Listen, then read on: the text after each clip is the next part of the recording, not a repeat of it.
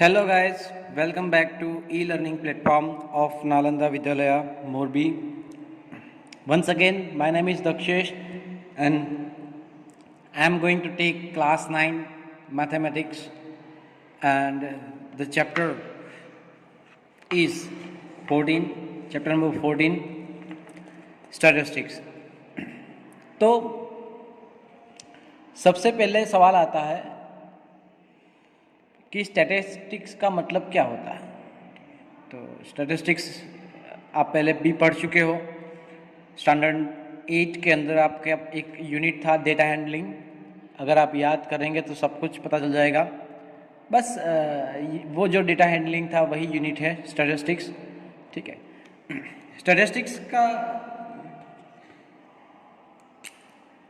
Word है वो actually एक लैटिन वर्ड से लिया गया है, स्टेटस।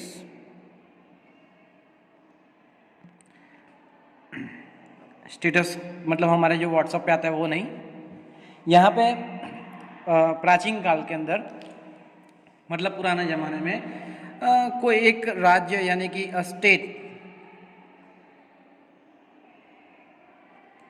कोई भी एक स्टेट होता हो, ठीक है, उस स्टेट के अंदर, उस राज्य के अंदर क्या चल रहा है या फिर लोग क्या काम करते हैं, उनकी ज़रूरतें क्या है, उनकी जो जानकारी इकट्ठा करते थे, प्राप्त करते थे, ठीक है, और उसके ऊपर रिसर्च करते थे और लोगों की जो लाइफ है वो थोड़ी बेहतरीन बनाते थे।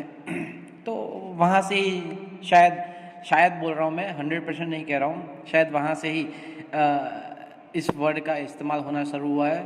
तो statistics is actually what? It is nothing but a branch of mathematics. It is the science of collecting data, information, studying this data, representing, analyzing, managing. तो ये सारी जो प्रक्रिया होती है कोई इंफॉर्मेशन यानी कि डेटा के ऊपर।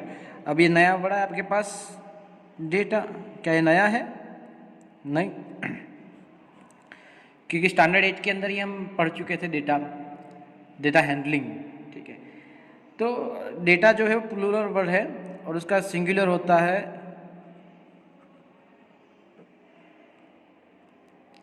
डेटम, जो कि एक लैटिन वर्ड है। ठीक है, तो फिलहाल सब कुछ यहाँ पे जो इंफॉर्मेशन है, ठीक है, वो आपको क्या करना है कि सिर्फ और सिर्फ इंफॉर्मेशन कलेक्ट करनी है, उसको मैनेज करना है, ज़रूरत पड़े तो रिप्रेजेंट करना है। अब रिप्रेजेंट के लिए स्टैंडर्ड 8 के अंदर आप डेटा हैंडलिंग के अंदर आप पढ़ चुके होंगे कैसे रिप्रेजेंट करना है। तो पिक्टोग्राफ सबसे पहले था, फिर bar graph, double bar graph, histogram, वहाँ तक आप पढ़े हो। फिर पाई चार्ट पढ़े थे, यहाँ पे कुछ और पढ़ेंगे हम। ठीक है, तो इसके अलावा रिप्रेजेंटेशन के बाद उसके ऊपर से कुछ मैथमेटिकल स्टेप्स होते हैं जो कि हम परफॉर्म करते हैं। हालांकि इस मीन, मीडियन एंड मोड, ठीक है, तो ये सारी जानकारी हम इकट्ठा करते हैं और हम उसको रिप्रेजेंट भी करते हैं। ठीक है, तो इस यूनिट के अंदर बेसिकली हमारे पास जो डेटा आएगा, ठीक है, उसको हम सबसे पहले ग्रुप में मतलब एक टेबल के अंदर फ्रीक्वेंसी डिस्ट्रीब्यूशन टेबल में उसको ड्रॉ करेंगे। फिर हम ग्राफ भी ड्रॉ करेंगे। सारी यहाँ पे जो स्टैंडर्ड 8 के अंदर किया था उससे थोड़ा और बढ़कर हम यहाँ पे इस यूनिट में करने वाला है। ठीक है, तो कृपया ध्यान देना please. So here I am going to start the first topic, which is collection of data. Now I would like to introduce you the definition of data. वैसे तो डेटा की बहुत सारे मैथमेटिशियन ने डिफरेंट डेफिनेशंस दी है, लेकिन जो suitable है वो आपको समझ में आए इस तरह से मैं यहाँ पे एक छोटी सी डेफिनेशन लिखना चाहता हूँ। It means what? Data is information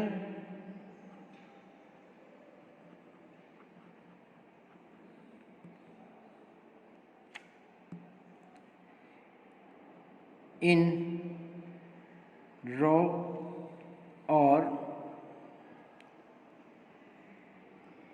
unorganized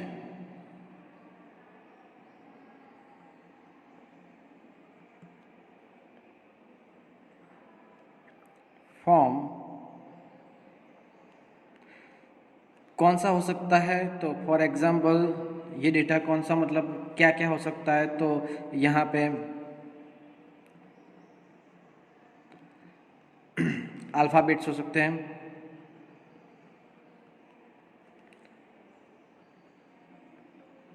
numbers हो सकते हैं, या फिर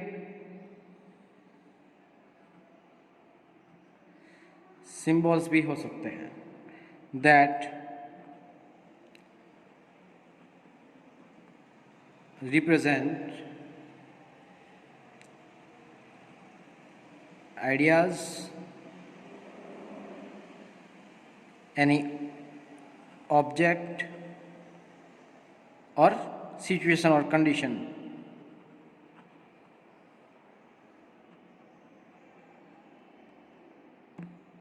ठीक है, अब ये क्या कहना चाहता है, मैं आपको ये डेफिनेशन क्या कहना चाहती है मैं आपको समझाना चाहता हूँ। सबसे पहले डेटा इज़ इंफॉर्मेशन, वो कुछ और नहीं है, सिर्फ और सिर्फ इंफॉर्मेशन है, चाहे वो रो यानी कच्ची इंफॉर्मेशन भी हो सकती है, या फिर अनऑर्गेनाइज यानी कि कोई उसका कोई ऑर्गेनाइजेशन प्रॉपर ऑर्डर में नहीं होता है। ठीक है, सो क्या क्या हो सकते हैं? इंफॉर्मेशन अल्फ़ाबेट में भी हो सकती है, इंफॉर्मेशन नंबर्स में भी हो सकती है, इंफॉर्मेशन सिंबल में भी हो सकता है, इंफॉर्मेशन जो है एक लाइन में भी हो सकता है। इट इज़ लिमिटलेस, एंडलेस, उसकी कोई सीमा है नहीं। अब ये जो हमारे पास इंफॉर्मेशन आई है, ठीक है, वो क्या रिप्रेजेंट करता है? क्योंकि कोई आइडिया रिप्रेजेंट करता है, या आइडिया मीन्स व्हाट, कोई सिचुएशन, कोई कंडीशन, या फिर कोई ऑब्जेक्ट रिप्रेजेंट करता हो। ठीक है, जैसे कि एक छोटी सी इंफॉर्मेशन मैं आपको बताता हूँ कि हमारे क्लास के अंदर एक क्लासरूम में 30 to 40 स्टूडेंट्स बैठते हैं। ठीक है, तो ये इंफॉर्मेशन हुई। ये इंफॉर्मेशन कौन से किस में आई? नंबर में। ठीक है, अब मैं एक क्लासरूम के अंदर क्वेश्चन पूछता हूँ कि आपको खाने में सबसे ज़्यादा क्या पसंद है? ठीक है, तो कोई बोलता है गुजराती फूड, कोई बोलता है पंजाबी फूड, कोई बोलता है कॉन्टिनेंटल, कोई चाइनीज़, कोई थाई, या कोई इटालियन फूड पसंद करता हो, या फिर कोई साउथ इंडियन फूड पसंद करता हो, या फिर कोई पंजाबी फूड पसंद करता हो। ठीक है, तो यहाँ पे जो इंफॉर्मेशन आती है, which food you like the most, तो ये वर्ड में इंफॉर्मेशन आएगी। वो एक एक आइडिया देगा कि एक रीजन है, उस रीजन के अंदर अगर मैं ये एक सर्वे लगाता हूँ और लोगों को पूछता हूँ कि आपको कौन सा खाना पसंद है, ठीक है, तो मुझे पता चलेगा कि उस रीजन के अंदर ज़्यादातर लोग पंजाबी खाने वाले पाए जाते हैं। ठीक है, तो मैं वहाँ पे ऑब्वियसली पंजाबी की रेस्टोरेंट लगा सकता हूँ।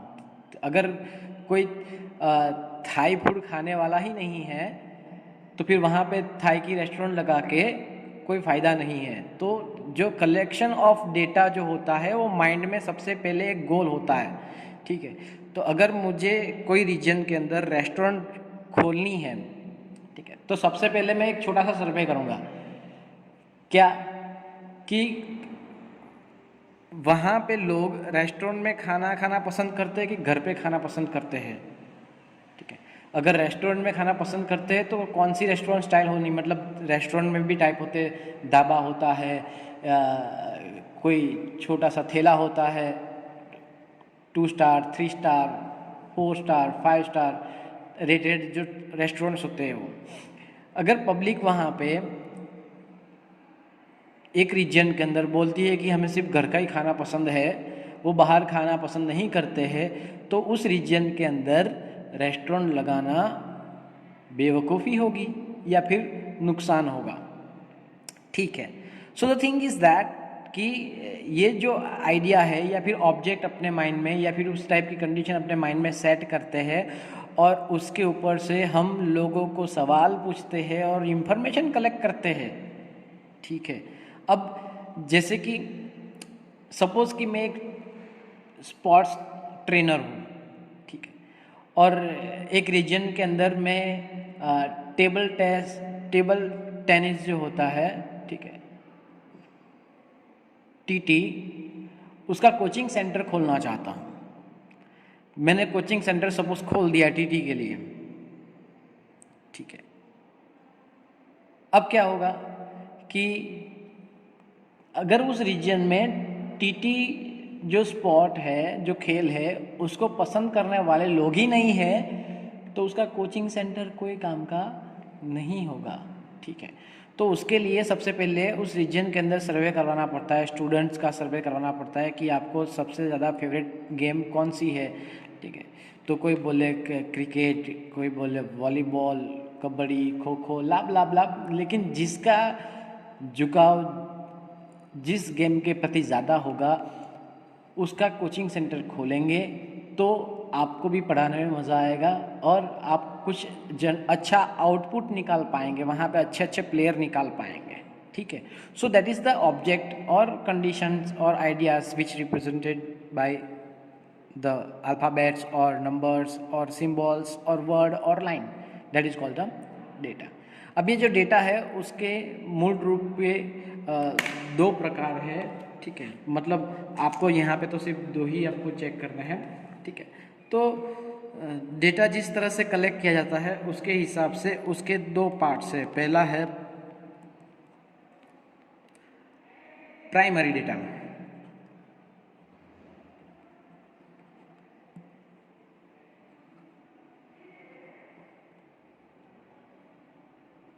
अब ये प्राइमरी डेटा क्या है कि अगर मैं खुद हर एक के घर में जाता हूँ, पूछता हूँ कि आपको रेस्टोरेंट में खाना पसंद है कि बाहर घर का खाना पसंद है, आप रेस्टोरेंट अगर आप विज़िट करते हो तो कितने टाइम पे रेस्टोरेंट को विज़िट करते हो, तो ये सारी इंफॉर्मेशन मैं खुद हर एक के घर पे जा के कलेक्ट करूँ तो उसको कहते हैं प्राइमरी डेटा, ठीक है। मतलब क्या कि the data means information collected by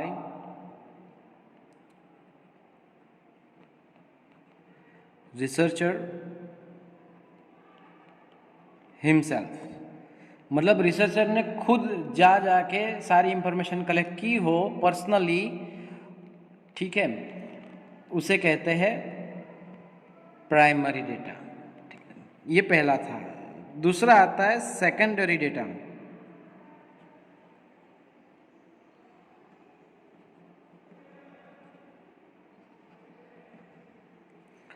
इसके ऊपर पूरी एक्सरसाइज है, ये दोनों वर्ड और दोनों डेफिनेशन या फिर आप अंडरस्टैंडिंग के ऊपर पूरी एक्सरसाइज है, तो उसको प्लीज संभाल के रखना। तो द डेटा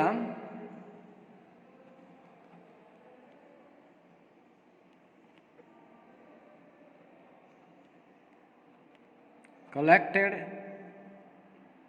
by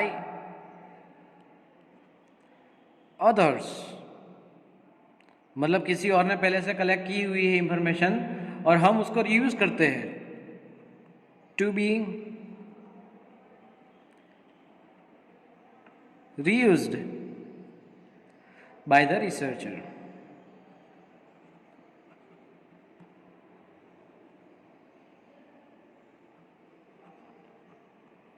मतलब क्या कि ऑलरेडी किसी ने पहले से डेटा कलेक्ट करके रखा था और मैंने उस डेटा को इस्तेमाल किया, तो उसे कहते हैं, क्या कहते हैं, सेकेंडरी डेटा, ठीक है।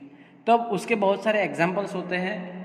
तो जैसे कि प्राइमरी डेटा की बात करें कि weight of each student in your class, तो अब वेट जो है, अगर आप पूरे क्लास का वेट, अगर मुझे डेटा एक इंफॉर्मेशन मुझे कलेक्ट करनी हो तो मैं क्या करूँगा कि हर एक का वेट मैं पर्सनली मेज़र करूँगा और उसको कलेक्ट करूँगा। लिखूँगा, स्टोर करूँगा, ज़रूरत पड़े तो रिप्रेजेंट करूँगा, एनालिसिस भी कर सकते हैं उसके ऊपर, रिसर्च भी कर सकते हैं, ठीक है। अब वो बात की बात है, लेकिन पहले जैसे कि मैंने आपको बताया कि जो इंफॉर्मेशन है मैंने खुद कलेक्ट करता हूँ, ठीक है, तो उसे कहते हैं प्राइमरी डेटा, ठीक है। लेकिन एक दूसरा है, फॉर एन एग्जांपल, कि मैं पिछले 10 साल के अंदर इंडिया के अंदर कितनी बारिश हुई उसकी मुझे जानकारी प्राप्त करनी हो, तो मैं या फिर गवर्नमेंट ऑफिशियल साइट के ऊपर जा सकता हूँ या फिर न्यूज़पेपर कलेक्ट कर सकता हूँ पिछले 10 साल के, जो कि पॉसिबल नहीं है।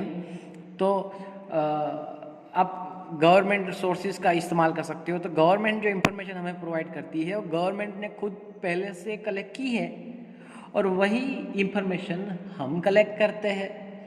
तो वो क्या हुआ, सेकेंडरी डेटा जो ऑलरेडी रिकॉर्डेड है हम उसका इस्तेमाल करते हैं। सिर्फ रीयूज़, क्या लिखा है यहाँ पे, रीयूज़, हम उसको दोबारा इस्तेमाल करते हैं। पहले से रिकॉर्डेड था, हम उसका दोबारा इस्तेमाल करते हैं, तो उसे कहते हैं सेकेंडरी डेटा, ठीक है। तो चलिए फिलहाल आपकी एक्सरसाइज 14.1 वेट कर रही है, हम शुरुआत करते हैं एक्सरसाइज 14.1 से। So exercise 14.1, question number 1, and it is saying that give 5 examples of data that you can collect from your day to day life। अब डे टू डे लाइफ में हम जो इंफॉर्मेशन कलेक्ट कर सकते हैं ना, वो तो इन्फाइनेटली मैनी है, बहुत सारी है।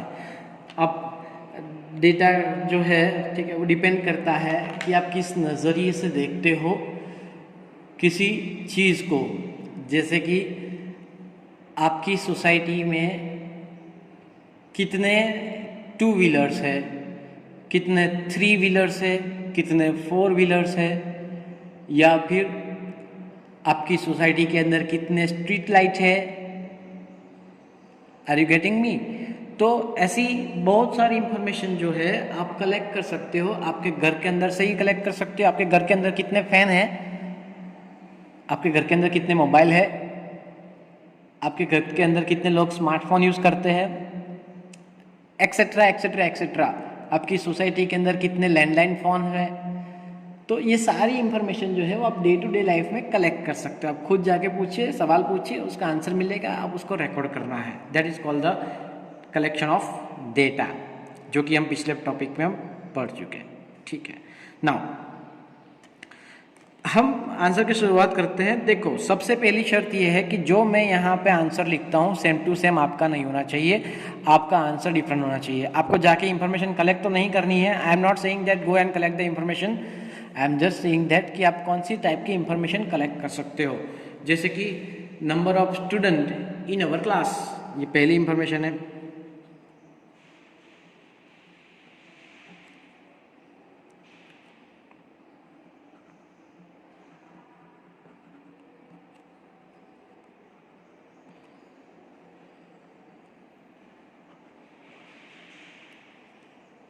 ठीक है, मैं अपने क्लास की बात कर रहा हूँ, तो आपको पता ही है कि द थिंग इज़ दैट कि आप जो खुद जाके ही काउंट करेंगे, ठीक है।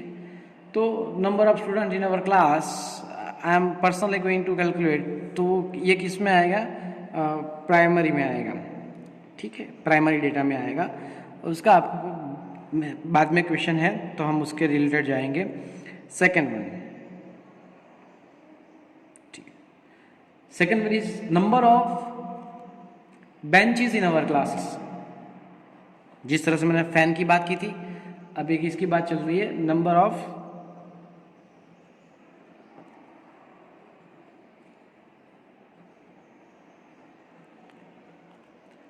बेंचेस इन आवर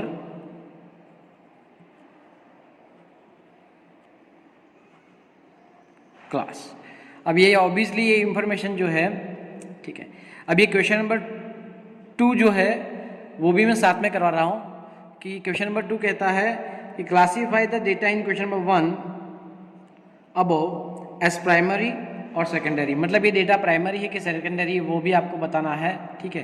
तो वो भी मैं साथ में करते जाता हूँ। यहाँ पे साइड पे उसका क्वेश्चन नंबर 2 का आंसर यहाँ पे साइड पे कंबाइन करके लिखूँगा, तो उसका आप ख्याल रखना प्लीज़। ओके, सो पहला डेटा जो है वो किस में आता है, प्राइमरी में आता है, याद रखना। दूसरा भी जो दूसरी इंफॉर्मेशन है वो भी किस में आती है, प्राइमरी डेटा के अंदर आती है, क्योंकि आप वो खुद बेंचेस काउंट करेंगे, इसका रिकॉर्ड कहीं पे होगा नहीं जनरली, ठीक है, तो आपको खुद ही कैलकुलेट करनी है। तीसरी चीज़, इनकम टैक्स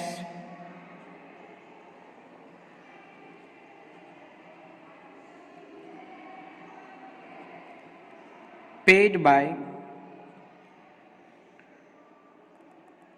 आवर फैमिली, अगर कोई करता है तो, सिंस लास्ट 10 ईयर्स।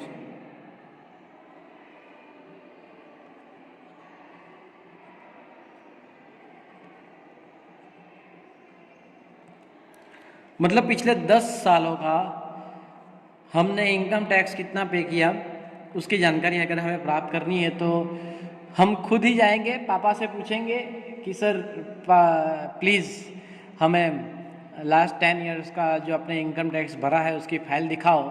तो आप खुद इन्वेस्टिगेट करेंगे, खुद उसको चेक करेंगे और ऐड करेंगे, टोटल करेंगे या फिर उसको लिखेंगे, तो किस में जाएगा, प्राइमरी डेटा के अंदर जाएगा, ठीक है। भले आपके पापा के पास ऑलरेडी था, लेकिन आपने खुद पर्सनली जाके पूछा, आप गए वहाँ पे, कहीं पे रिकॉर्डेड नहीं था और आपने उसको कलेक्ट किया, तो वो प्राइमरी डेटा के अंदर जाएगा, ठीक है। Next one, election results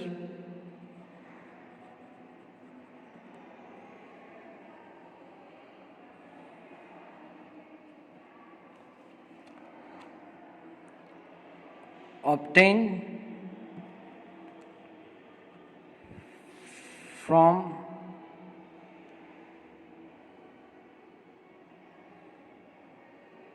news, ठीक है।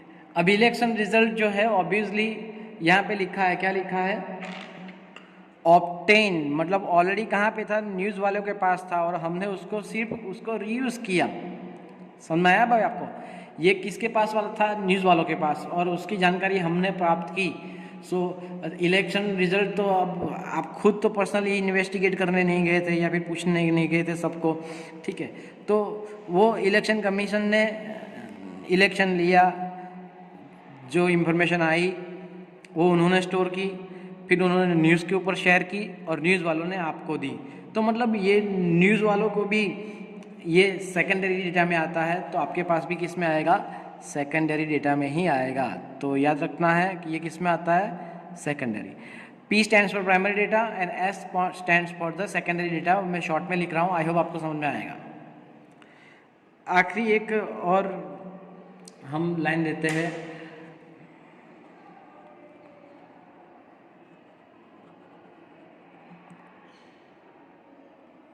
population of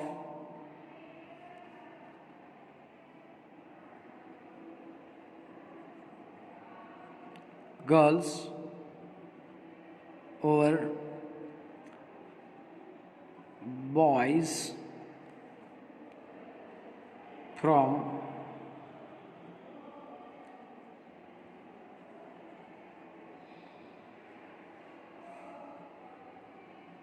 government sources।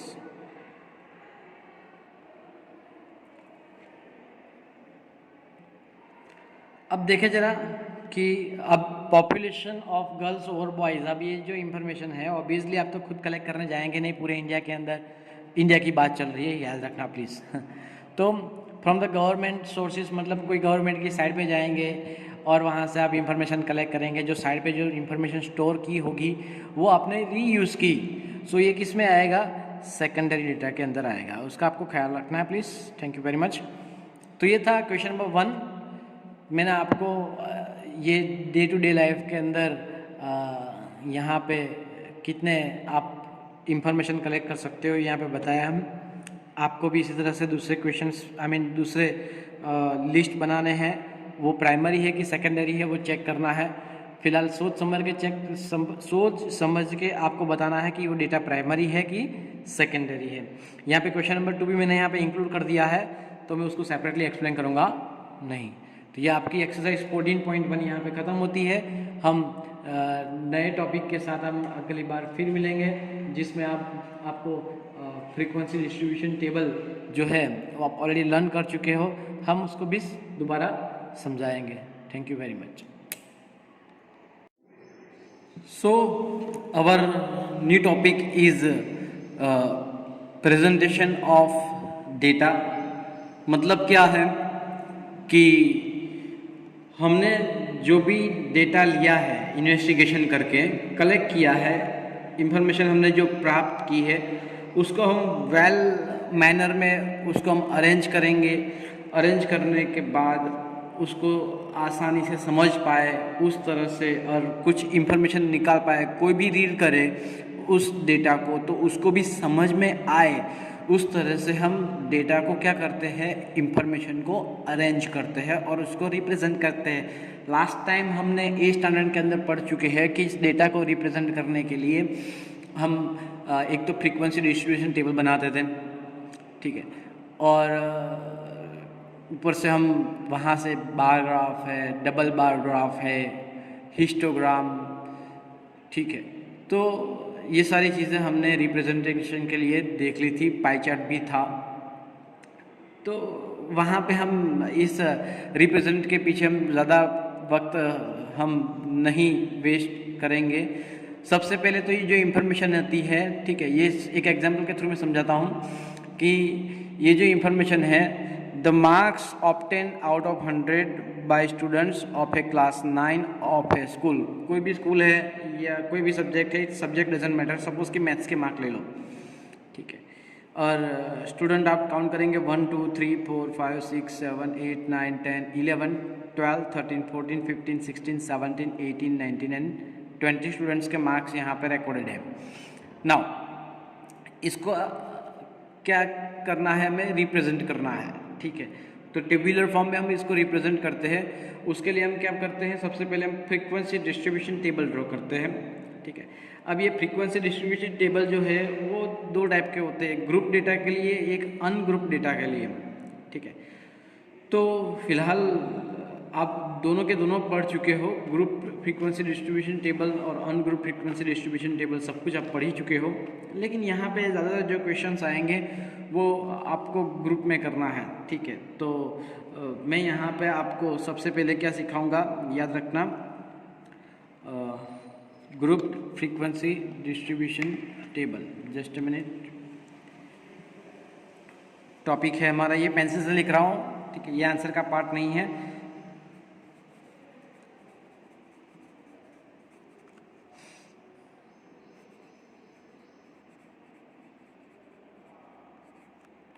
Group frequency distribution table,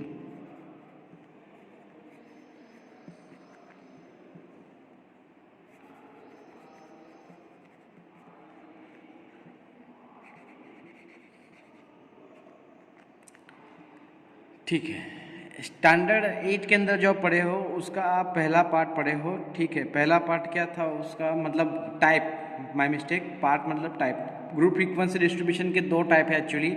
उसमें पहला पार्ट जो था वो था ओवरलैपिंग टाइप।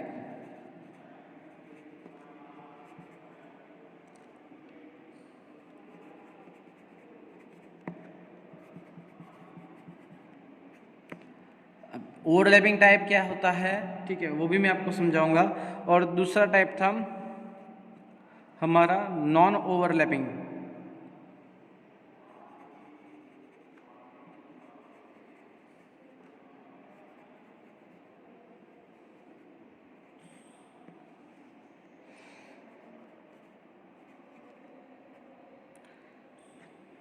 अब ये किसकी बात चल रही है, क्लास इंटरवल की।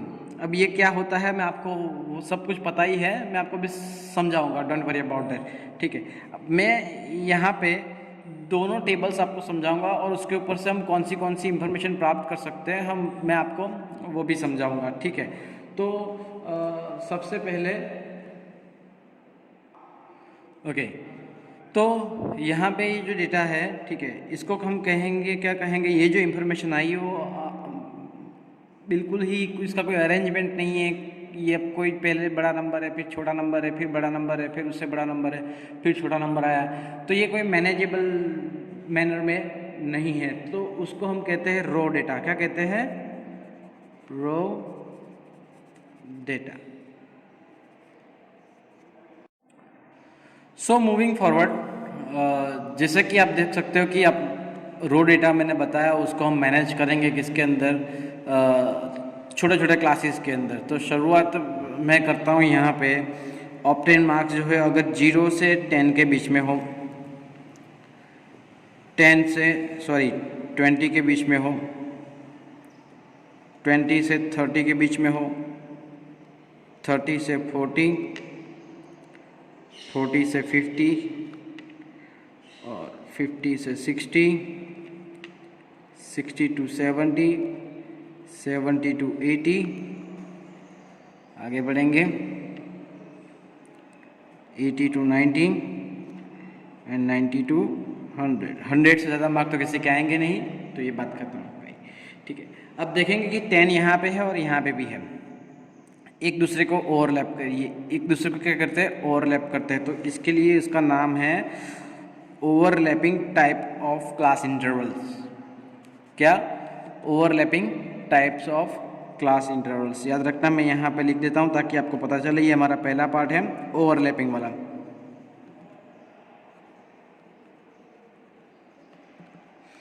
ठीक है। अब उसके अलावा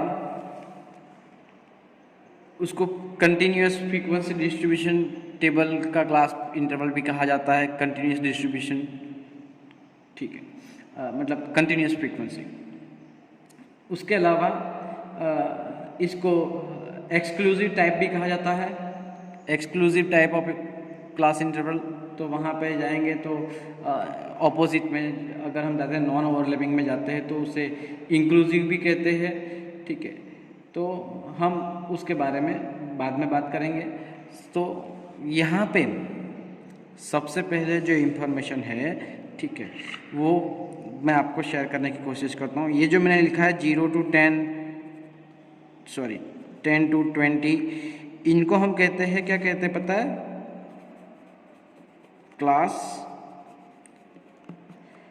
इंटरवल। क्या कहते हैं हम इसको? Class intervals. सॉरी,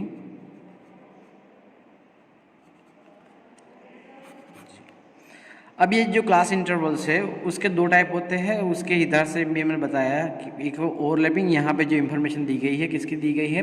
ओवरलैपिंग की दी गई है। उसमें ये छोटा वाला जो नंबर है यहाँ पे दोनों के दोनों जो है, ठीक है, यहाँ पे उसे हम कहते हैं, आप सभी को पता है, लोअर क्लास लिमिट। क्या कहते हैं हम उसे? Lower class limit,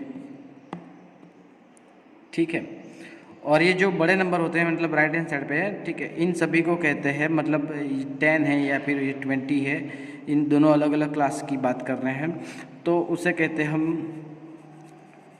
upper class limit. I hope सभी को दिखाई दे रहा है, कोई दिक्कत ना आ रही होगी इसमें, ठीक है। यहाँ पे जो मैंने आपको बताया है उसमें से छोटी छोटी चीज़ें मैं आपको बताता हूँ कि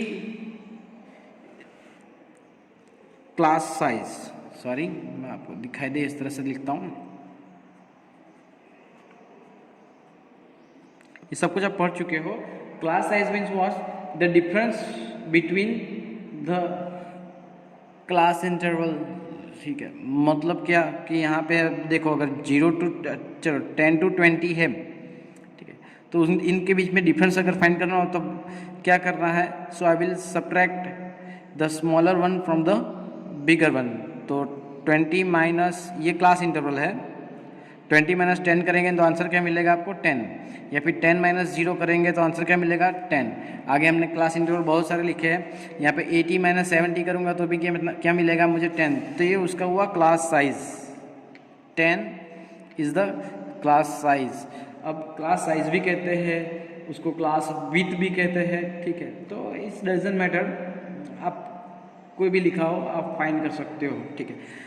अगर ये किसके लिए, ओवरलैपिंग टाइप्स के लिए क्लास इंटरवल जो होते हैं वो, ठीक है। अब नॉन ओवरलैपिंग जब होता है तब क्लास साइज कैसे फाइंड करते हैं उसका तरीका अलग से आता है। जब मैं वो टाइप सिखाऊंगा तब मैं आपको दोबारा क्लास इंटरवल सिखाऊंगा वहाँ पे, सॉरी क्लास साइज में दोबारा वहाँ पे सिखाऊंगा। दूसरी बात आती है यहाँ पे, इस इंफॉर्मेशन से हम निकाल सकते हैं, क्या निकाल सकते हैं, एक रेंज। मतलब क्या, तो कि रेंज ऑफ डेटा,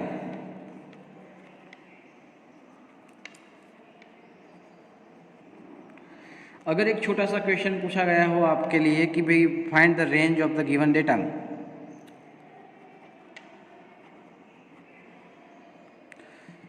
तो आपको क्या करना है, ठीक है।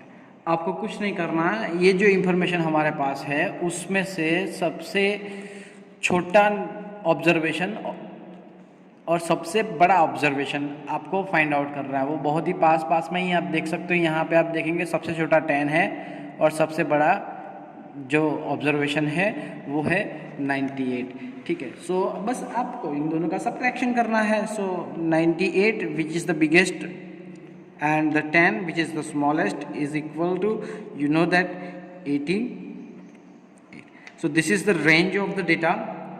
यहाँ पे जो डेटा दिया गया है उसका क्या है, वो रेंज है। फिल इन द ब्लैंक में कभी कभार पूछा जा सकता है, तो आपको उसका ख्याल रखना है और कुछ नहीं। तो मैंने आपको क्लास साइज कैसे फाइंड करते हैं वो सिखाया, रेंज ऑफ द डेटा सिखाया, रेंज कैसे फाइंड करते हैं। यहाँ पे जो है upper class limit and lower class limit दोनों यहाँ पे मैंने आपको बताया है, ठीक है। अब आगे बढ़ते चलो, हम अब क्या करते हैं, टेबल ड्रॉ करते हैं, ठीक है। बारी आती है यहाँ पे कि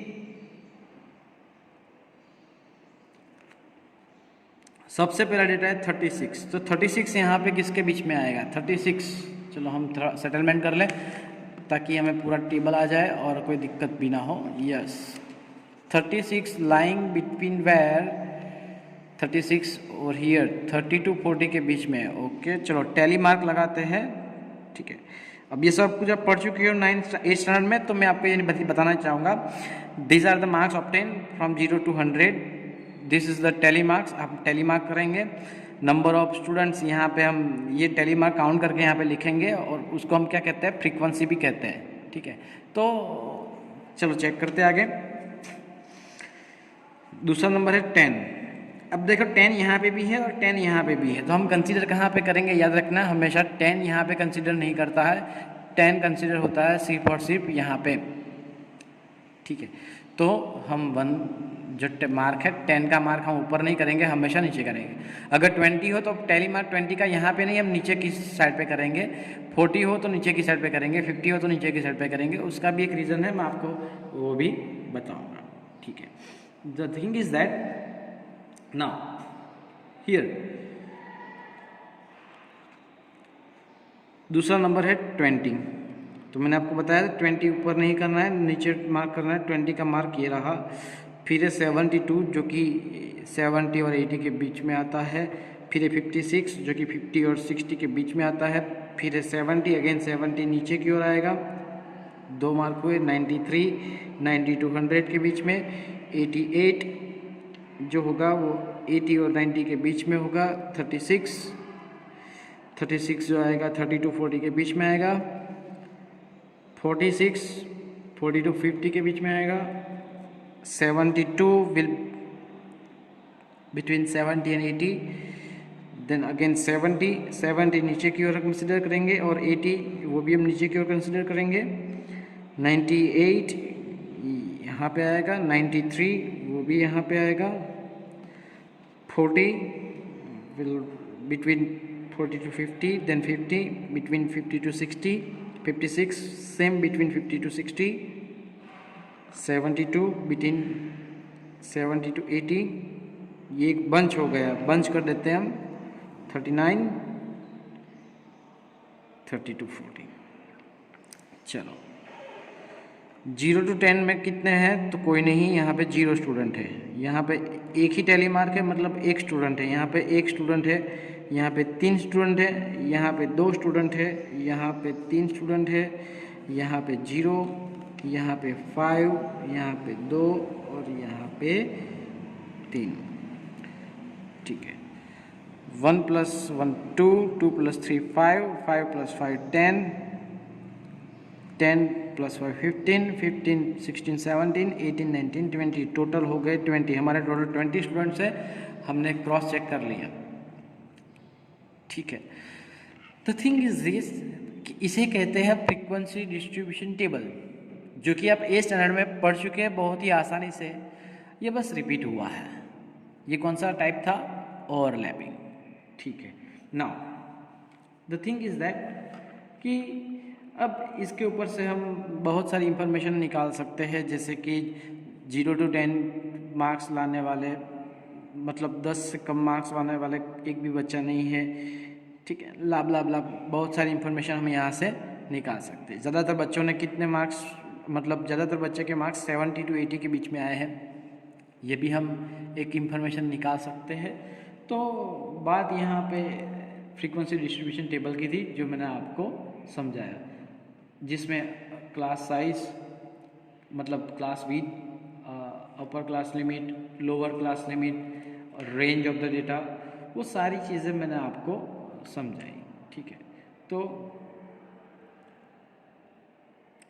अनग्रुप फ्रीक्वेंसी डिस्ट्रीब्यूशन टेबल मुझे आपको यहाँ पे डिटेल में समझाने की ज़रूरत नहीं है, क्योंकि इसका काम ही यहाँ पे नहीं है, और वो आप स्टैंडर्ड 8 में आप पढ़ चुके हो, तो फिर आप उसके लिए कोई टेंशन लेने की ज़रूरत नहीं है, और वो बहुत ही आसान भी है। अगर किसी को लगता है कि sir ungroup frequency distribution table हम कैसे ड्रॉ करें, तो मैं उसके लिए सेपरेटली एग्जाम्पल अगर आप चाहें तो समझाऊँगा, वरना उसकी फ़िलहाल तो ज़रूरत है नहीं। चलो, ये ओवरलैपिंग हो गया। ठीक है, अब मैं आपको जो कि मैंने कहा था कि नॉन ओवरलैपिंग क्लास इंटरवल्स की ओर भी ले जाऊंगा, तो कृपया उसका ख्याल रखें, ध्यान रखें यहाँ पे।